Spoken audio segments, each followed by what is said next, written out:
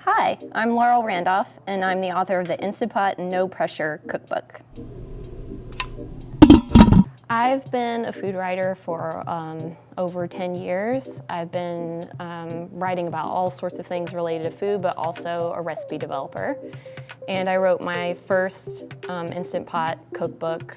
I think it came out 3 or 4 years ago, and it did really well. I got into pressure cooking because my grandmother always made things with her pressure cooker on the stove, and it used to rattle away and kind of scare me, but also thought it was exciting, you know, when she would flick the thing and all the steam would come, you know, billowing out.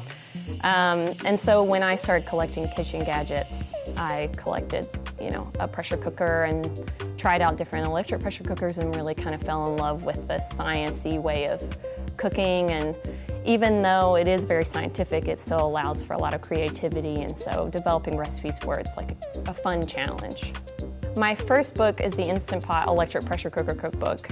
It's definitely more of an overview in terms of how to use an Instant Pot. It kind of operates like a manual with really basic recipes.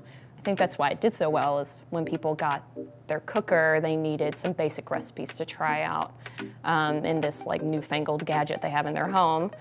So it has about 100 recipes, just really basic, and kind of how to use your pot. And so the new book, the No Pressure Cookbook, is more creative. It's a little more outside the box for people who have had a cooker for a minute, or they want to try some more interesting flavors and different types of recipes. I use my Instant Pot at least a couple times a week, even when I'm not testing any recipes, which is pretty often.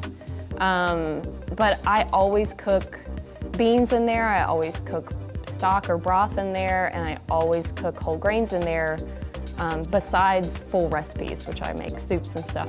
My favorite food out of the Instant Pot is probably risotto. We make risotto all the time. And before I had an electric pressure cooker, I made it very rarely because it was so labor intensive. But making it in there is so easy that we can put whatever we want on it, whatever vegetables or meat we have, we stick on it, and it's delicious. The last time I was here, I ate at Chad's restaurant, and we had a whole dinner for us that he prepared, and it was amazing. And I think about that often. So I'm excited to be back and cooking with him and getting to taste his food some more.